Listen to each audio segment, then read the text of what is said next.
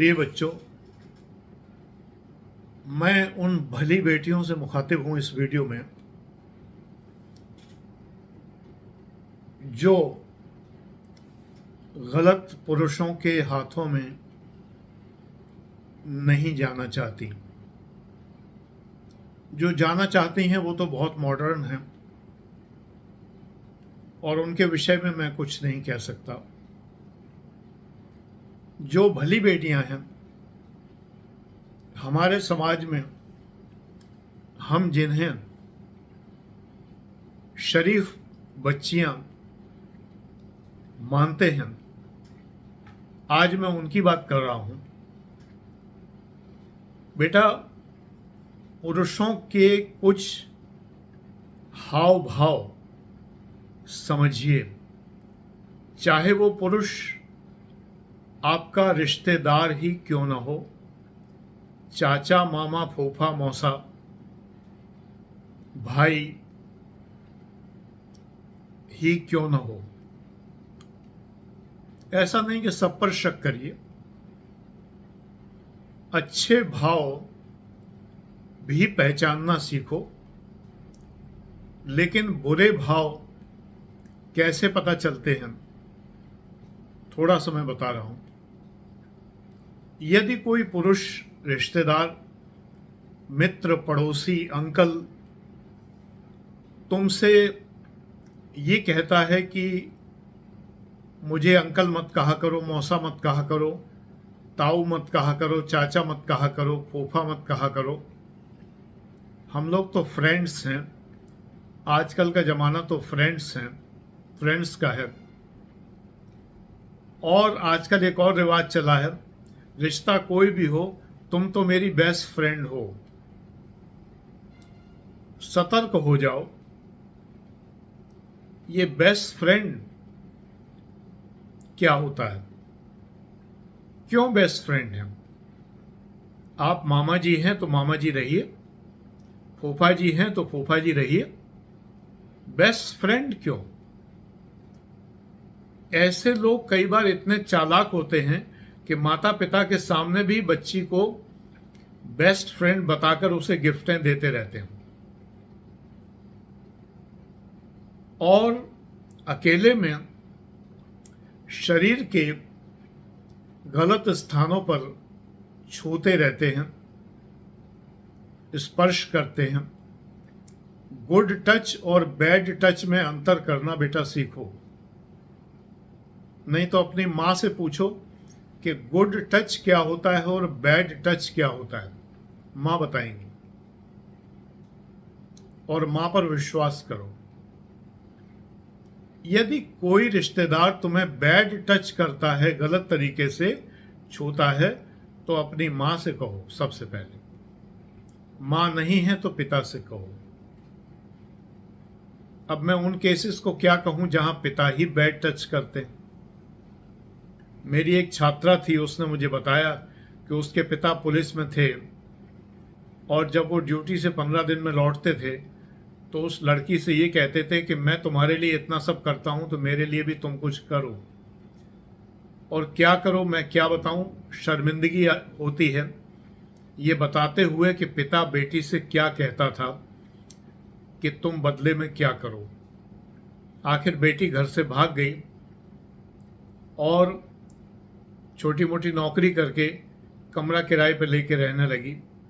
तब उसने अपनी ये स्थिति मुझे बताई थी। क्योंकि वो 1-2 दिन लेट हुई तो मैंने डांटा उसे, तो उसने कहा एक दिन के सर मैं बताऊंगी कि मैं क्यों लेट हो जाती हूं। तब उसने रो रो के अपनी दीन दशा बताई। अब ऐसे में मैं क्या कहूं, ऐसा बच्चा किससे कहे। अच्छा है कि वो अलग रहने लगी और पिता के गलत स्पर्श से, गलत इरादों से बच गई।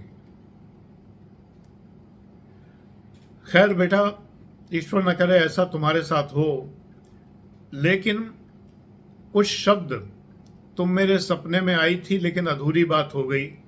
तुमने इतना कहा था। तुम्हारा साथ मुझे बहुत अच्छा लगता है। पत्नी की बुराई, पत्नी की बीमारी, पत्नी का कर्कश स्वभाव, ऐसी बातें करना तुम्हें आकर्षित करने के लिए कोई पुरुष कर रहा है। तुम बहुत खूबसूरत हो, तुम बहुत इंटेलिजेंट हो, तुम आईएएस बन सकती हो, मुझे विश्वास है किसी को हो ना हो, और तुम उसके झांसे में आ जाती हो। मुझे कई लड़कियों ने कहा है कि कोई एक है जिसे मुझ पर विश्वास है, बाकी सब कहते हैं तुम कुछ नहीं बन सकती। और सच बात यह है कि वो लड़की कुछ नहीं बन सकती थी, ये ध्रुव सत्य था, और ना कुछ वो बनी, क्योंकि वो पढ़ती ही नहीं थी। जो लड़की पढ़ती ही नहीं है तो उसके माँ बाप ये तो कहेंगे ही कि तुम कुछ नहीं बन सकती इन परिस्थितियों में, कि जब तुम कुछ पढ़ती ही नहीं हो। ऐसे में चालाक चतुर पुरुष तुम आईएएस बन सकती हो ये कहकर तुम्हें भरमा सकता है, तुम्हें गलत तरीके से सेक्सुअली अब्यूज कर सकता है, और अगर वो पैसे वाला है तो तुम्हारा किसी कोचिंग में एडमिशन भी करवा सकता है। तब तो तुम उस पर निछावर हो जाओगी, वारी जाओगी कि उसे मुझ पर इतना विश्वास है कि उसने मेरा एडमिशन तक करा दिया जो पिताजी ने नहीं कराया। एक लड़की अपने माँ बाप से छिपाकर कोचिंग करती थी क्योंकि उसके बॉयफ्रेंड ने उसका एडमिशन कराया था। बाद में उसी बॉयफ्रेंड का वो रोना रोती हुई मेरे पास आई और बताया कि वो सिगरेट से उसके शरीर को जलाता है। लिव इन में रहने लगी थी, माँ बाप से अलग भी हो गई थी। पहले छिपा के पढ़ती रही, फिर माँ बाप से अलग हो गई, लिव इन में रहने लगी। आखिरकार माँ ही काम आई और माँ ने ही वो झगड़ा सुलझाया। ये मेरे अनुभव इसलिए हैं क्योंकि मैं लाइफ मैनेजमेंट भी करता हूँ। मेरा लाइफ मैनेजमेंट का बैच चलता था बाकायदा, अब नहीं है। उसमें बच्चे अपने मन की सारी बात मुझसे पितृवत, पिता के समान, दादा के समान, नाना के समान मुझे मानकर अपनी बात कहते थे।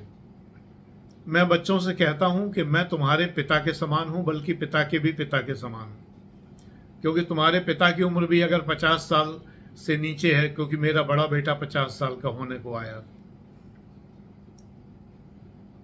तो मैं उसी भाव से बच्चों से बात करता हूं जैसे नाती पोतों से या अपने बेटे बेटियों से बात की जाती है। तो बेटे सावधान, अब उन लड़कियों से भी सावधान जो कैरेक्टरलेस हैं,